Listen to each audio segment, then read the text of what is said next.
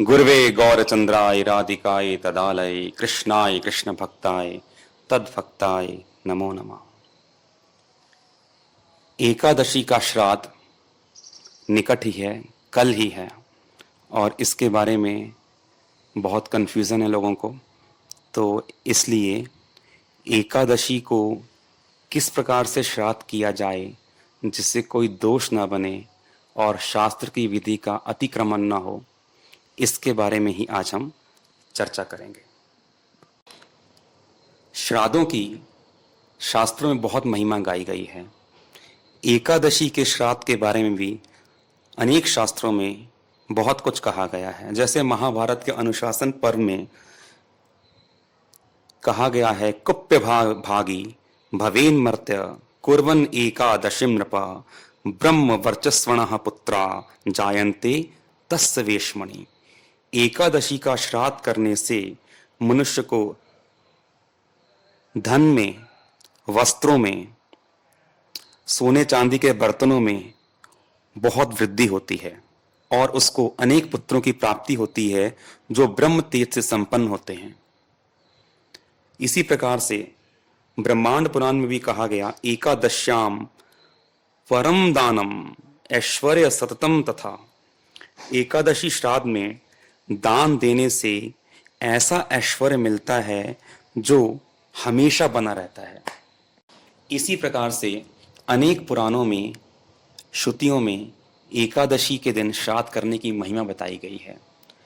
वहीं पर अगर हम इसका दूसरा पक्ष देखें तो एकादशी के श्राद्ध करने वाला श्राद्ध भी करेगा, अन्न प्रसाद ब्राह्मण को पवाएगा भी और खुद भी प्रसाद पाएगा।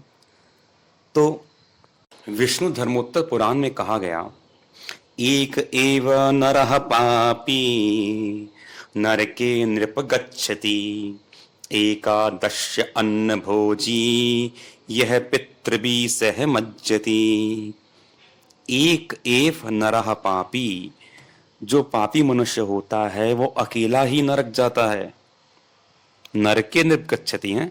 एकादश्य अन्न भोजी यह, लेकिन एकादशी को जो अन्न का भोजन करने वाला है, पितृभि सह मज्जति, वो अपने पितरों के सहित नरक में जाके गिरता है। यानी एक शास्त्र में तो एकादशी के दिन श्राद्ध करने की महिमा बताई जा रही है और वहीं पर शास्त्रों में दूसरे स्थान पर एकादशी के दिन भोजन करने की और भोजन कराने के पाप की महिमा बताई जा रही है। तो इन दोनों का सामंजस्य हम कैसे करें, इन बातों को समझने का हम प्रयास करते हैं। देखिए, एकादशी एक नित्य व्रत है जो कि भगवान ने संसार के जीवों को उद्धार के लिए बनाया है। नित्य व्रत उसको कहते हैं जिसको करने पर बहुत भारी पुण्य मिलेगा, परंतु जिसको ना करने पर बड़ा भारी पाप भी है। एकादशी व्रत करने वाला ना केवल खुद बैकुंठ गोलोक धाम की प्राप्ति करता है, परंतु अपनी 100 पीढ़ियों को नरक से निकालकर भगवत धाम ले जाता है। जैसे कि पद्म पुराण में कहा गया, स महात्मान स पुरुषात शतम उद्धरते बलात्। 100 शतम यानी 100 पीढ़ियों को उद्धार करने का सामर्थ्य रखता है। एकादशी के दिन भगवान ने यह कहा कि अन्न में सारे के सारे पाप प्रवेश कर जाएंगे। यानी कानी च पापानी ब्रह्म हत्या समानी च अन्नम आश्रित्य तिष्ठन्ति संप्राप्ते हरिवासरे। यानी कानी च पापानी, जितने भी पाप हैं, ब्रह्म हत्या, स्त्री हत्या, गो हत्या, पर स्त्री गमन, सुरापान और सोने की चोरी, ये सारे जो महापाप हैं, ये सारे के सारे अन्न में प्रवेश कर जाते हैं।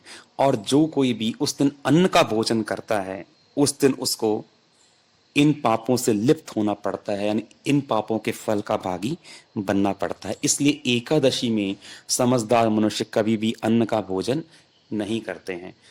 तो अन्न यानी चावल, गेहूं, सब प्रकार की दालें, बाजरा, बेसन, जौ इत्यादि जितने भी अन्न वस्तुएं पदार्थ में आती हैं, उन सब का त्याग एकादशी के दिन अवश्य ही करना चाहिए अगर कोई पाप से बचना चाहता है।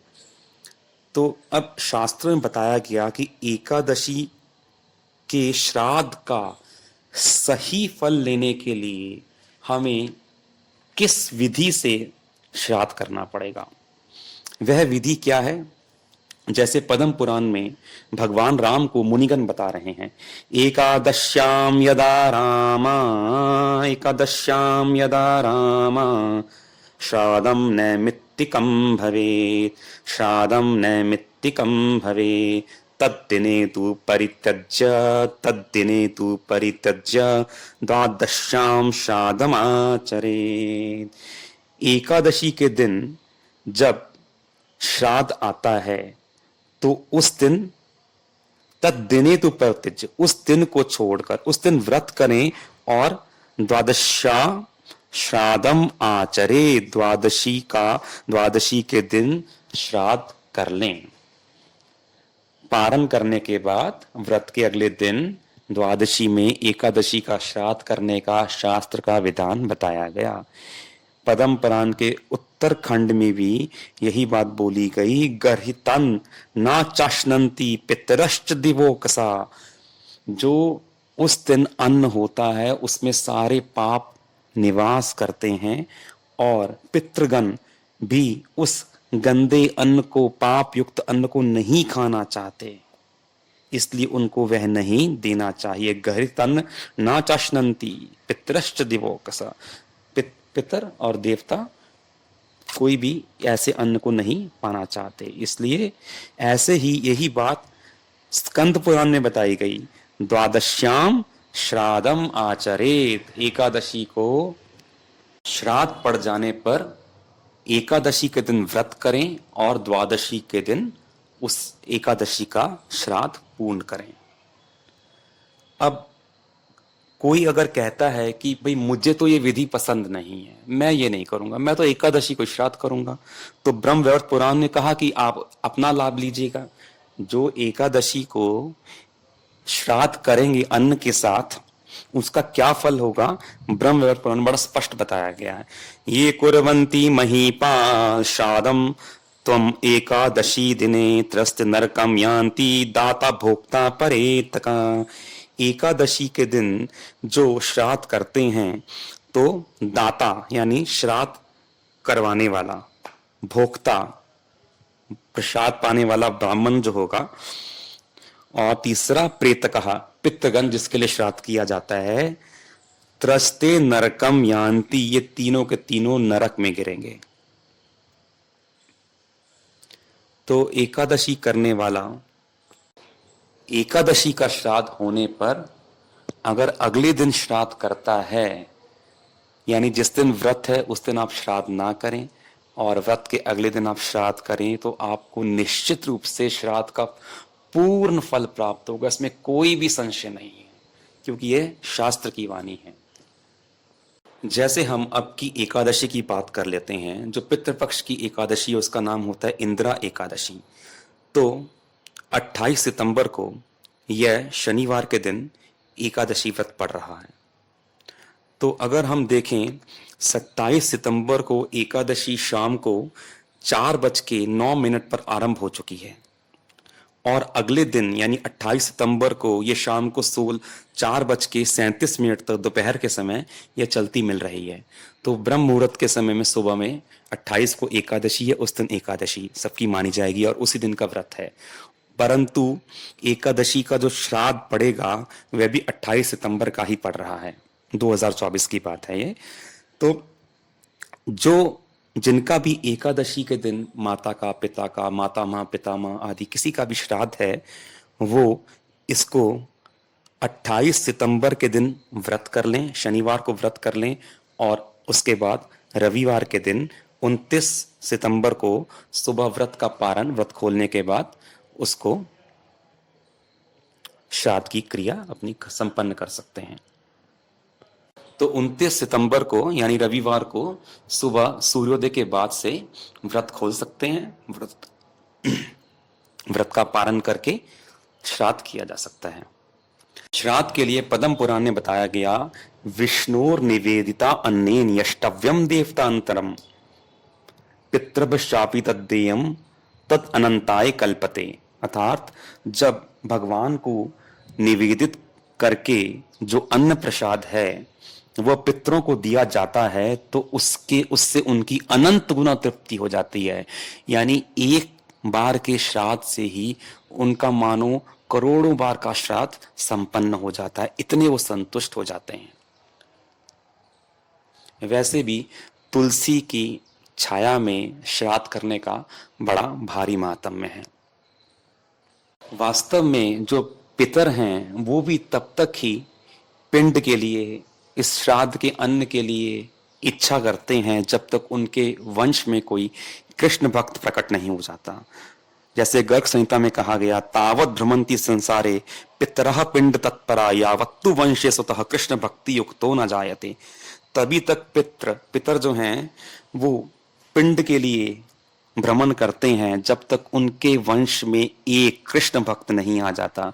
एकादशी व्रत करने वाला, भगवान का भजन करने वाला, हरि नाम करने वाला स्वाभाविक रूप से अपने पितरों का, अपने कुल का, सबका उद्धार कर देता है। स्वयं तो वह निश्चित रूप से तरता ही है। तभी तो एक कृष्ण भक्त के कुल में पैदा होने पर पितर इतने प्रसन्न होते हैं, वो अपने पितृलोक में ताल ठोक ठोक के नाचते हैं और ऊंचा ऊंचा कूद के प्रसन्नता जाहिर करते हैं। आस्फोटयंती पितरा नित्यंती च मुहुः। अरे हमारे कुल में आज एक कृष्ण भक्त पैदा हो गया, अब हम सबका उद्धार करेगा यह। तो इसलिए जो भी भक्त हैं और जो भी नहीं जानते थे वो सब प्रयास करके एकादशी के दिन श्राद्ध ना करके उसके अगले दिन द्वादशी के दिन श्राद्ध करें, अगर उनका एकादशी का माता पिता आदि किसी का श्राद्ध है। यही शास्त्र की विधि है। कुछ लोग फलों के द्वारा या दूध की रबड़ी इत्यादि देकर श्राद्ध करते हैं और फिर अगले दिन अन्न का भोजन करवाते हैं। परंतु वैष्णव में प्रचलित विधि जो कि भक्तों द्वारा, महानुभवों द्वारा बताई गई है, वो यही है कि हमें एकादशी के दिन श्राद्ध नहीं करना, उसके अगले दिन, व्रत के अगले दिन हमें श्राद्ध करना है। कुछ लोग कहते हैं कि अरे हम तो इतने वर्षों से ऐसे ही श्राद्ध करते आ रहे हैं एकादशी के दिन, तो क्या वह विधि गलत थी और अब यही सही विधि नहीं आई, नई विधि आई है? ये विधि नई नहीं है, ये विधि वही पुरानी है, परंतु हमें इसका ज्ञान नहीं था। तरको प्रतिष्ठा श्रुतयो विभिन्ना नासा वृषयस्य मत्तम न भिन्नम धर्मस्य तत्तम निहितम गुहायाम महाजनो येन गतः सपंथा। तर्क की प्रतिष्ठा नहीं है। वेदों पुराणों में बातें अलग अलग लिखी हुई हैं, ऋषि भी अलग अलग बातें बोलते हैं, इसलिए धर्म का तत्व समझना बड़ा मुश्किल है। इसलिए कोई शुद्ध महापुरुष अगर हमें मिल जाए तो उसके अनुगत्य में हमको धर्म के सही तत्व की जानकारी हो सकती है। जैसा उन महापुरुषों ने बताया उसके अनुसार अगर हम चलें तो हमारा कल्याण संभव है। श्री चैतन्य महाप्रभु के अति प्रिय पार्षद श्री सनातन गोस्वामी, जो कि ब्रज के 6 गोस्वामियों में अन्यतम हैं, इनके द्वारा एक सारे पुराणों वेदों का सार स्वरूप हरि भक्ति विलास नामक ग्रंथ लिखा गया, जिसके अंदर उन्होंने इन सारे गूढ़ तत्वों का विवेचन किया है और इन गूढ़ रहस्यों को बताया है। उनके द्वारा ही यह अनेकों पुराणों से बात उठाकर उद्घोषित की गई है, समझाई गई है कि एकादशी के दिन श्राद्ध करने की सही विधि यह है, जिसको आप पुराणों में स्वयं भी देख सकते हैं। तो ऐसे महापुरुषों के अनुगत्य में हम चलेंगे तो निश्चित रूप से हमारा एकादशी का श्राद्ध सफल होगा। वांछा कल्पतरुभ्यश्च कृपा सिन्धुभ्येव च पतितानां पावनेभ्यो वैष्णवेभ्यो नमो नमः।